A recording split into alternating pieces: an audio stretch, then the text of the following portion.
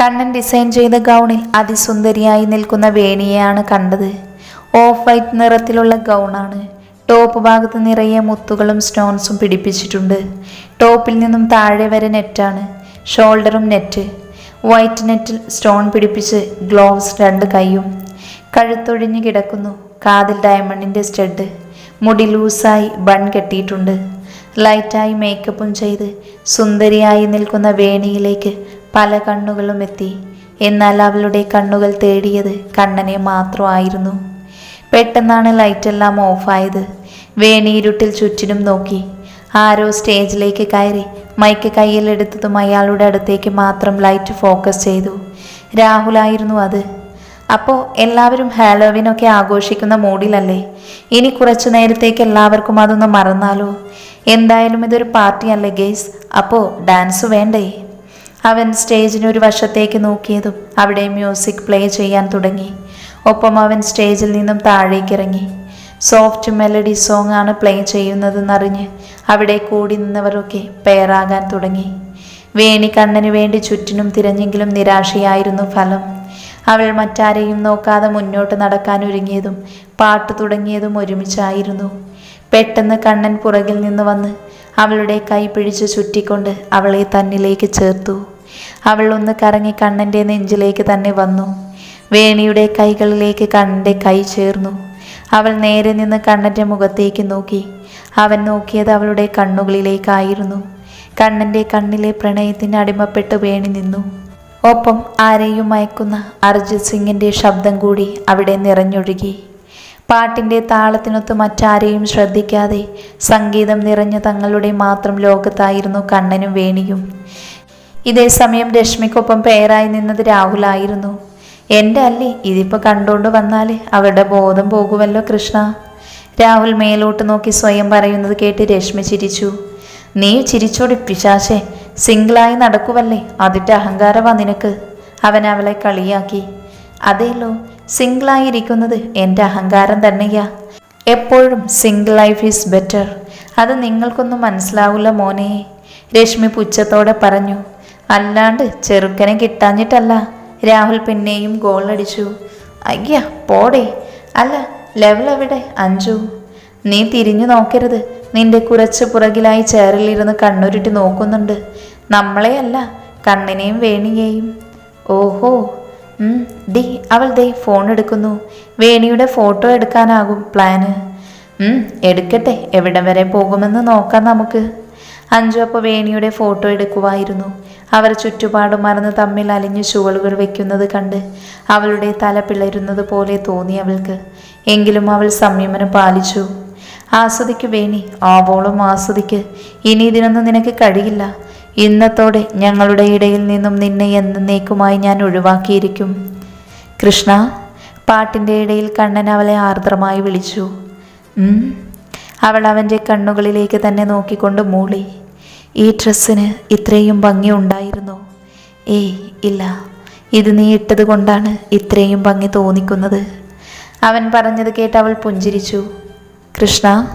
അവൻ വീണ്ടും വിളിച്ചു. കണ്ണേട്ടാ, I feel like kissing you right now. അവൻ അത് പറഞ്ഞ് അവളെ ഒന്ന് കറക്കിക്കൊണ്ട് ചുവട് വെച്ചു. അവൾ എന്തെങ്കിലും എതിർത്ത് പറയുന്നതിന് മുൻപേ കണ്ണൻ്റെ ചുണ്ടുകൾ വേണിയുടെ ആദരങ്ങളിൽ മുദ്ര ചാർത്തിയിരുന്നു. തമ്മിൽ കോർത്ത് പിടിച്ചിരുന്ന അവളുടെ കൈകൾ മുറുകി. അവളുടെ ചുണ്ടിൽ നിന്ന് അകന്ന് മാറാതെ തന്നെ കണ്ണൻ അവളെ എടുത്തുയർത്തിക്കൊണ്ട് വട്ടം ചുറ്റി. അവളുടെ കൈ അവൻ്റെ പിൻകഴുത്തിൽ വെച്ചിരുന്നു. പാട്ട് തീർന്നപ്പോഴേക്കും അവർ പരസ്പരം ഒന്നും തന്നെ മിണ്ടാതെ കണ്ണുകൾ അടച്ച് നെറ്റിമുട്ടിച്ചുകൊണ്ട് നിൽക്കുമായിരുന്നു.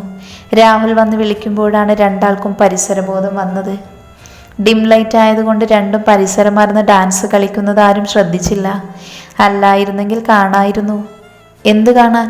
ഞാൻ എൻ്റെ പെണ്ണിനൊപ്പമല്ലേ ഡാൻസ് കളിച്ചേ, അല്ലാതെ കണ്ട പെൺപിള്ളേരൊപ്പം അല്ലല്ലോ. കണ്ണൻ വലിയ കാര്യത്തോടെ വേണിയെ ചേർത്ത് പിടിച്ചു പറഞ്ഞു. അതൊക്കെ ശരി തന്നെ, പക്ഷേ ഇവിടെ ഒരാളൊരു തീരുമാനം എടുത്തിട്ടുണ്ട്. സാറ് മറന്നുപോയോ? സാറിൻ്റെ ഭാര്യയാകാൻ പോകുന്ന ആളാണ് എന്നുള്ളത് തൽക്കാലം ആരും അറിയണ്ട എന്ന്. വേണിയെ നോക്കിക്കൊണ്ടാണ് രശ്മി അത് പറഞ്ഞത്.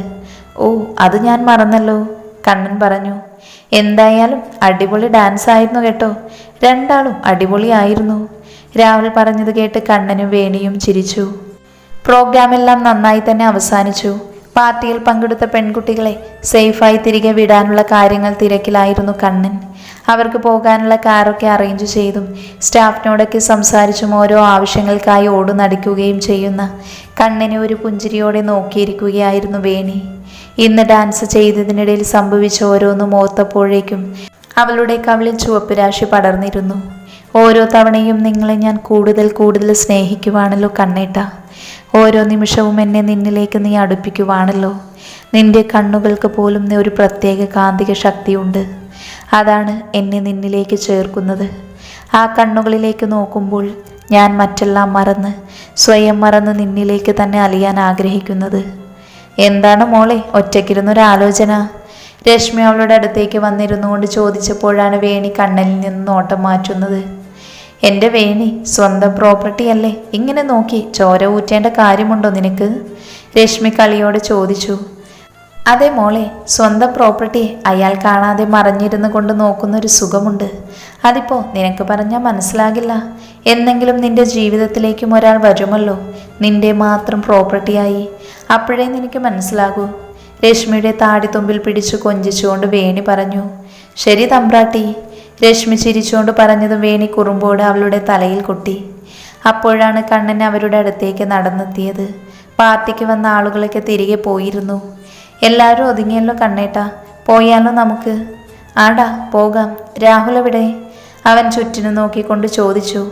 അപ്പോഴാണ് എൻട്രൻസിൻ്റെ അവിടെ നിന്നും അവരുടെ അടുത്തേക്ക് ഫോൺ ചെയ്തുകൊണ്ട് നടന്നു വരുന്ന രാഹുലിനെ അവർ കാണുന്നത്. അവരെല്ലാവരും നോക്കുന്നത് കണ്ട് അവൻ കൈ ഉയർത്തി കാണിച്ച് അവരെ. പെട്ടെന്നാണ് അത് സംഭവിച്ചത്. അവരുടെ അടുത്തേക്ക് നടന്ന രാഹുലിൻ്റെ പുറത്ത് തന്നെ ആരോ ചവിട്ടി. അപ്രതീക്ഷിതമായി നടന്നതായതുകൊണ്ട് തന്നെ രാഹുൽ മുന്നോട്ടൊന്ന് ആഞ്ഞു. ഒപ്പം അവൻ്റെ കയ്യിലിരുന്ന ഫോൺ അപ്പുറത്തേക്ക് തെറിച്ചു വീണു. എവിടെ നിന്നുള്ള പണിയാണതെന്ന് മനസ്സിലാകാതെ രാഹുലിനും രശ്മിക്കും അധികം സമയം വേണ്ടി വന്നില്ല. എന്നാൽ വേണിക്ക് വേണ്ടിയാണ് അവർ വരുന്നതെന്ന് അറിയാതിരുന്ന കണ്ണൻ രാഹുലിനെ ഉപദ്രവിക്കുന്നത് കണ്ട് ചാടി എഴുന്നേറ്റു. ഒപ്പം വേണിയും രശ്മിയും. അവർ മുന്നോട്ടേക്ക് നടക്കാൻ തുടങ്ങിയപ്പോഴാണ് പെട്ടെന്നാരോ വേണിയുടെ മൂക്കുമായും കൂടി പൊത്തി പിടിച്ചത്. പെട്ടെന്ന് വന്ന അപകടമായതുകൊണ്ട് തന്നെ വേണിയൊന്ന് വിറച്ചു. അവൾക്കൊന്നും ചെയ്യാനായില്ല. ശരിക്കും ശ്വാസമെടുക്കാൻ കഴിഞ്ഞില്ലെങ്കിൽ പോലും സർവ്വശക്തിയുമെടുത്ത് അവൾ മുരണ്ടു. അവളിൽ നിന്ന് ഒരു മൂളൽ പോലെ ശബ്ദം പുറത്തേക്ക് വന്നു. അതാദ്യം ശ്രദ്ധിച്ചത് കണ്ണനായിരുന്നു. അവൻ വേഗം തന്നെ തിരികെ നോക്കി. ഒപ്പം രശ്മിയും. കൃഷ്ണ!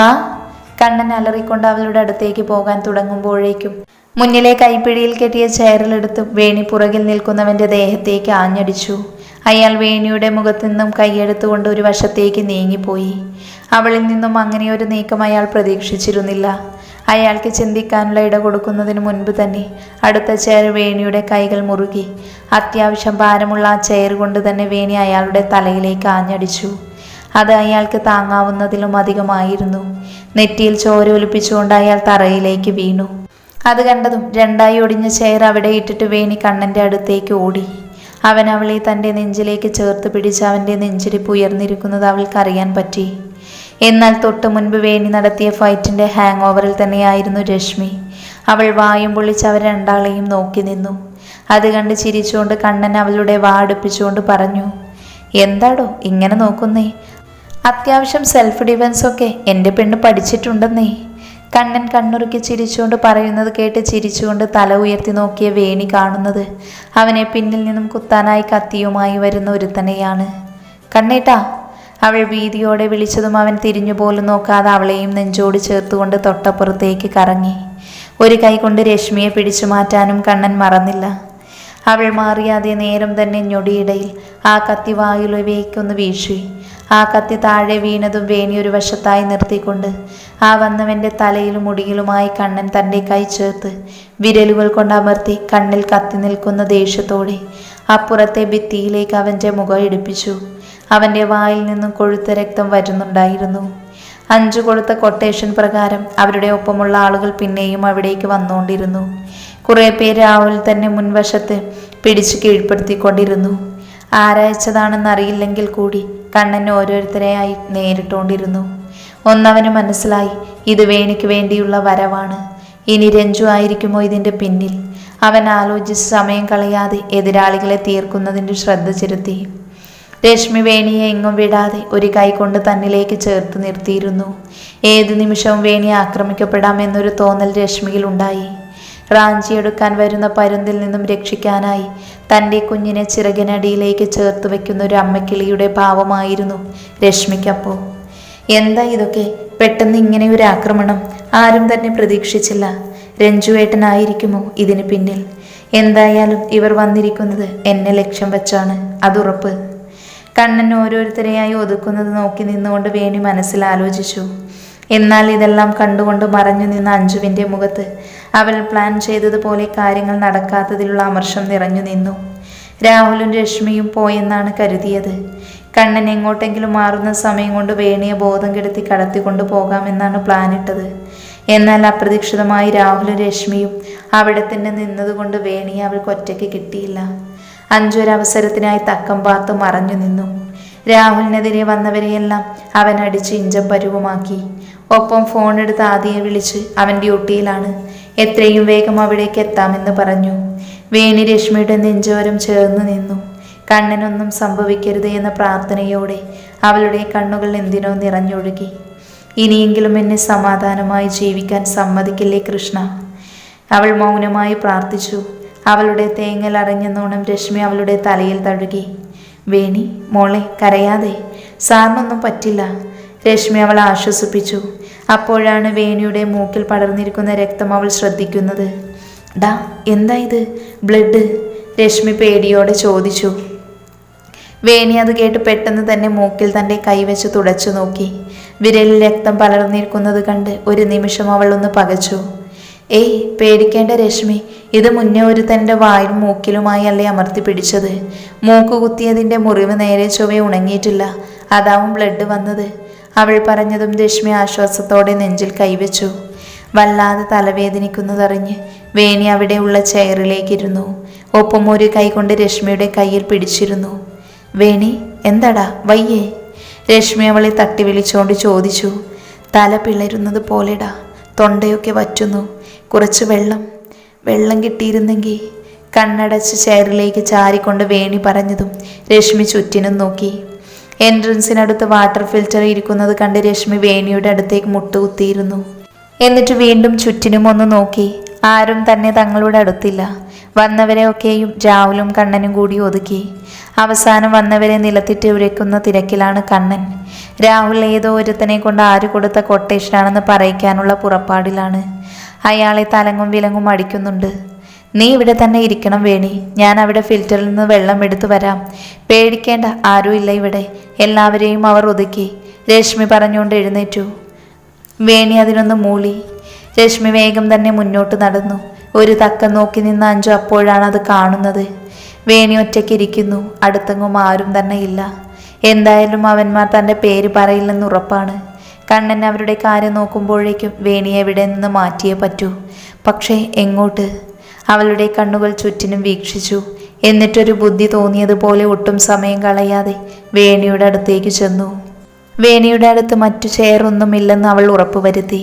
എന്നിട്ട് ശബ്ദമുണ്ടാക്കാതെ അവളുടെ പിന്നിൽ ചെന്ന് നിന്നിട്ട് അവളുടെ തോളിൽ തട്ടി. വേണി ഞെട്ടിത്തിരിഞ്ഞപ്പോൾ കാണുന്നത് തന്നെ നോക്കി വല്ലാത്തൊരു ഭാവത്തോടെ നിൽക്കുന്ന അഞ്ജുവിനെയാണ്. വേണിക്ക് എന്തോ പന്തികേട് തോന്നി.